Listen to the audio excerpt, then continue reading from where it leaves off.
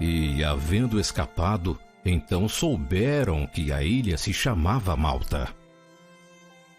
E os bárbaros usaram conosco de não pouca humanidade, porque acendendo uma grande fogueira, nos recolheram a todos por causa da chuva que caía e por causa do frio. E havendo Paulo ajuntado uma quantidade de vides e pondo-as no fogo, uma víbora, fugindo do calor, lhe acometeu a mão. E os bárbaros, vendo-lhe a víbora pendurada na mão, diziam uns aos outros: certamente este homem é homicida, visto como, escapando do mar, a justiça não o deixa viver. Mas, sacudindo ele e a víbora no fogo, não sofreu nenhum mal. E eles esperavam que viesse a inchar ou a cair morto de repente. Mas tendo esperado já muito, e vendo que nenhum incômodo lhe sobrevinha, mudando de parecer, diziam que era um deus.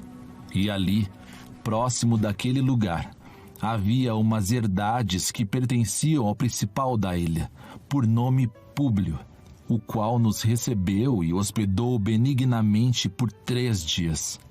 E aconteceu estar de cama, enfermo de febre e disenteria, o pai de Públio, que Paulo foi ver, e havendo orado, pôs as mãos sobre ele e o curou. Feito, pois, isto, vieram também ter com ele os demais que na ilha tinham enfermidades e sararam, os quais nos distinguiram também com muitas honras e, havendo de navegar, nos proveram das coisas necessárias.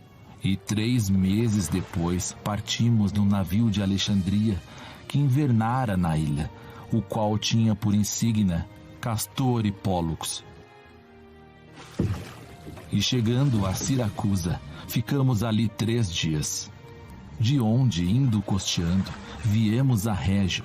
E soprando, um dia depois, um vento do sul, chegamos no 2º dia a Puteoli, onde, achando alguns irmãos, nos rogaram que por 7 dias ficássemos com eles. E depois nos dirigimos a Roma. E de lá, ouvindo os irmãos novas de nós, nos saíram ao encontro à praça de Ápio e às 3 vendas, e Paulo, vendo-os, deu graças a Deus e tomou ânimo.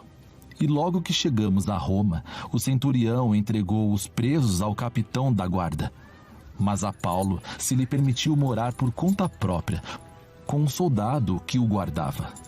E aconteceu que, 3 dias depois, Paulo convocou os principais dos judeus, e, juntos eles, lhes disse: homens irmãos, não havendo eu feito nada contra o povo ou contra os ritos paternos, vim contudo preso desde Jerusalém, entregue nas mãos dos romanos, os quais, havendo-me examinado, queriam soltar-me por não haver em mim crime algum de morte.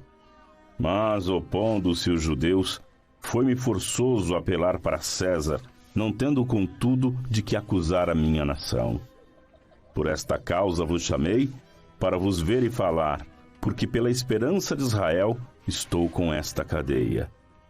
Então eles lhe disseram: nós não recebemos acerca de ti carta alguma da Judéia, nem veio aqui alguns dos irmãos que nos anunciasse ou dissesse de ti mal algum. No entanto, bem quiséramos ouvir de ti o que sentes, porque quanto a esta seita, notório nos é que em toda parte se fala contra ela. E havendo-lhe eles assinalado um dia, muitos foram ter com ele à pousada, aos quais declarava com bom testemunho o reino de Deus, e procurava persuadi-los à fé em Jesus, tanto pela lei de Moisés, como pelos profetas, desde a manhã até a tarde. E alguns criam no que se dizia, mas outros não criam.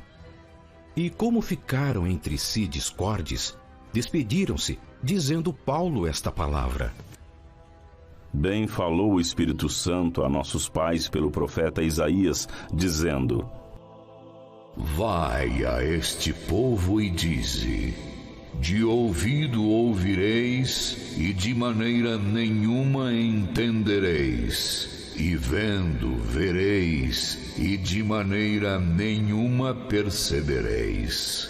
porquanto o coração deste povo está endurecido, e com os ouvidos ouviram pesadamente, e fecharam os olhos, para que nunca com os olhos vejam, nem com os ouvidos ouçam, nem do coração entendam e se convertam, e eu os cure. Seja-vos, pois, notório que esta salvação de Deus é enviada aos gentios, e eles a ouvirão. E havendo ele dito estas palavras, partiram os judeus, tendo entre si grande contenda.